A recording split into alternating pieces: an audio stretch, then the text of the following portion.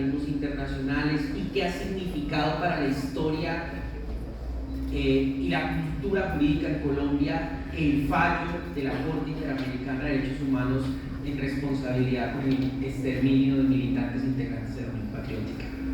Bueno, muchas gracias. Yo también voy a pararme. Bueno, primero quiero saludar muy especialmente al rector, que no lo veo ahorita, a Ricardo, a Walter, a Clarita, a todos los sobrevivientes aquí, Esperancita, se me quedan todos, Mercedes, a todos por permanecer, por insistir, por estar en primera línea, porque esto no lo hice yo, lo hizo la gente, lo hicieron los familiares de las víctimas. Y por eso este caso concluyó después de 29 años de litigio ante la Comisión y la Corte. Y eso fue una prueba de resistencia, de amor, porque fue el amor el que nos movió, el que movió a los familiares. Si ellos no están ahí, si no estaban al lado protagonizando, no hubiéramos hecho nada. Y quiero saludar hoy también que hayan, profesor Nilsson, escogido y hecho esta cátedra de Bernardo Jaramillo. Me conmueve profundamente. Me conmueve porque Bernardo fue un muchacho, lo mataron cuando tenía 34 años, pero de su militancia desde pequeño en el Partido Comunista. Fue discípulo de Rubén Castaño, y leyendo el libro que, profesor, por eso hay que reconstruir esa memoria histórica de Bernardo, porque solamente conozco un libro de Napoleón Vanegas y una entrevista larga que le hace Marta Harnecker a Bernardo Jaramillo pocos días antes de que lo asesinaran. Lo mismo a Nelson Berrío, eran dos dirigentes nacionales promisorios. Creo que si Bernardo viviera, militaría y lideraría el pacto histórico, porque su apuesta fue así. Su apuesta fue una apuesta amplia, democrática, una apuesta muy latinoamericana, que a veces decía él, tengo una debilidad, que he visto mi vida solamente a través de la izquierda. Y eso significaba mucho. Cuando sale el afiche y la campaña de él con venga esa mano país, es venga la apertura democrática, vengan todos, liberales, godos, todos, de todos los colores, a cambiar este país. Y leyendo ese libro hace tiempo, cuando sale el pacto histórico, yo decía, el pacto histórico, qué bueno. Ese fue el sueño también de muchos compañeros y compañeras, que le creímos a la paz, porque era la primera vez que un presidente de la República llamaba a una solución política con el movimiento insurgente de este país. Y que no lo dejaron, porque a Belisario Betancur le hicieron un golpe de Estado en Palacio de Justicia. El ejército, sobre todo. El ejército ha sido nuestro victimario. victimario de la Unión Patriótica. Yo vivía en Barrancabermeja, yo viví el genocidio en Barrancabermeja, en el Magdalena Medio. Lo vivimos. Los sobrevivientes de ese genocidio en el Magdalena Medio están aquí, compañero, mi amor, compañero también de lucha. Él fue concejal, yo también fui concejal 2 periodos por la Unión Patriótica. Y en un momentico, desde el 86 al 90, ya en Barrancabermeja no había líderes de la Unión Patriótica muertos en la calle, no los recogían, las autoridades tenían miedo, teníamos que recogerlos nosotros, o ponerle una sábana con unas velas allí para que al otro día los recogieran. Todo lo que pasó con la Unión Patriótica es atroz. No se ha escrito. Nuestros anaqueles en la Corporación Reinicial están llenos de sus voces, de sus dolores, de sus esperanzas y desesperanzas. Está listo para que ustedes, los jóvenes, puedan ir a investigar, a reiniciar lo que tenemos. Escuchamos cientos de testimonios, muchos testimonios. Yo salí de Barrancabermeja por un atentado donde mataron a la secretaria nuestra por matarme. Total que me cayó una culpa terrible, pero salimos de allí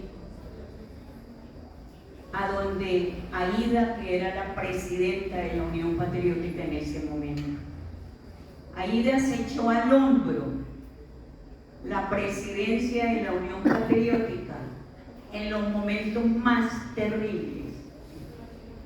Yo llegué a Bogotá a buscarla. Cuando la encontré, todos los días Aída lloraba en la oficina. Aída, ¿qué pasó? Ahí me di cuenta que lo que había pasado en todo el país, que no era solamente en Barrancabermeja, de donde yo salí adolorida, asustada, impotente, pero no tenía miedo, tenía mucha rabia. Fue mi forma de reaccionar, mucha, me indignaba tener que dejar ese pueblo así, y los victimarios sí se quedaban y eran ascendidos en la policía, en las Fuerzas Armadas, porque Barranca está lleno de fuerza pública de todas las ramas, la Armada, la policía, el ejército, y ese pueblo con una capacidad de lucha impresionante. Yo nací en el Tolima, Chaparral, Tolima, pero ese pueblo me adoptó. Yo también soy barranqueña. Ese pueblo cálido, de lucha, de resistencia civil. En Barranca, la gente cualificada, hasta los godos, hasta los liberales cualificados, con una conciencia, realmente conciencia política para la lucha, enseñados a eso, a la lucha. Cuando llegué profesora a Bogotá y llego a asumir en la Unión Patriótica la responsabilidad de derechos humanos, responsable nacional de derechos humanos, y me doy cuenta que había pasado en todas partes. No lo podía creer, porque en los pueblos uno conoce que mataron a Jaime Pardo Leal, al otro, pero eso eran todos los días. todos los días, y Betty Vida estaba en auge el exterminio en Urabá de las bananeras, de este hombre que no ha confesado, Rito Alejo del Río, el pacificador, el determinador del exterminio en la Unión Patriótica en Urabá. Y también llamaban del Caquetá, llamaban de todos los lados, compañeros y compañeras. Realmente fue una cosa espantosa, espantosa. Nosotros aquí lo primero que hicimos fue, los compañeros de la Unión Patriótica denunciaron en todas partes, a nivel internacional, la solidaridad internacional. Nosotros íbamos a Naciones Unidas, en Ginebra, a la OEA, a la Comisión Interamericana. Ya desde Barranca teníamos 2 casos en la Comisión Interamericana. Entonces, aquí, llamando a todos los órganos del Estado de investigación y de investigación disciplinaria, vimos que no habían, con derecho de petición, cuántos casos han resuelto, cuántos casos están en investigación, no. Cuando nosotros decidimos ir a la Comisión Interamericana, es que tuvimos el reportaje de la Defensoría del Pueblo, que fue obligada a hacer una investigación del exterminio de la Unión Patriótica y de Esperanza, Paz y Libertad en Urabá, y el resultado era 717 homicidios, de los cuales todos estaban en una etapa previa de investigación. Solamente habían resuelto 7 casos, 10 casos, como 7 casos, 3 condenas y como 7 absoluciones. De manera que eso nos animó a que aquí no era posible y que aquí seguían, porque nosotros ponemos la denuncia en la Comisión Interamericana y continuaban los muertos. 1993, el caso, el universo del caso viene en 1984 al 2006, de manera que en el 93 seguían y seguían y seguían asesinando a los compañeros en el territorio, en 27 departamentos de los 32. De manera que fue un ataque generalizado y sistemático. Y por eso llegamos a la Comisión Interamericana de Derechos Humanos a decirles allí una demanda. Fui muchas veces a la comisión, 2 veces al año, esperando que fuera admitido el caso. Y claro, el sistema interamericano jamás había recibido un caso de tantas víctimas, de tanta magnitud, de tanto tiempo, porque fueron más de 20 años consecutivos la persecución política contra la Unión Patriótica. Y asimismo fueron 22 años que el caso estuvo en la Comisión Interamericana sin resolverse. Todos los gobiernos, apenas había negociación con la guerrilla, se preocupaban de cómo iba el caso nuestro y le decían a la comisión que lo iban a arreglar en las mesas de negociación con la guerrilla, lo cual era una estigmatización contra nosotros, porque no murieron los 6.500 víctimas que nosotros representamos, no murieron en combate, no eran guerrilleros, murieron en la casa, en el trabajo, en la calle.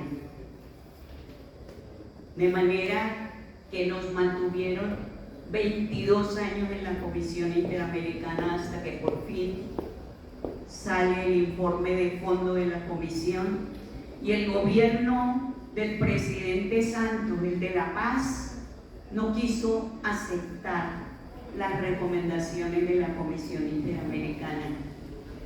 y se fueron a la corte a ver si la corte decía, si confirmaba la decisión de la Comisión Interamericana. Y así fue. Así fue. Poco tiempo en la Corte Interamericana y hace 2 años que salió la sentencia. Una sentencia que declara la responsabilidad del Estado colombiano por el exterminio de la Unión Patriótica y una responsabilidad directa de sus agentes, de todos sus agentes armados, de inteligencia militar, policial, de la mano de mucha gente, pero en particular del ejército, que fue uno de los victimarios principales contra la Unión Patriótica. De manera que fueron 29 años con las víctimas, a quien les rindo un homenaje. Es otra forma de hacer trabajo con las víctimas, con ellas, nosotros al lado de ellas, empoderándolas con el conocimiento de sus derechos, animándolas, resistiendo. Y yo le doy gracias a la vida por haber encontrado gente tan importante, tan digna como las víctimas de la Unión Patriótica, tan cualificadas, con una conciencia política que no la iban a echar para atrás. A ella me debo de mi crecimiento, de mi vida con ellas, y le doy gracias de verdad a la vida por esa oportunidad de haber tenido una lucha, haber tenido una causa, de haber sido coherente en eso. Eso es, profesor. Muchas gracias.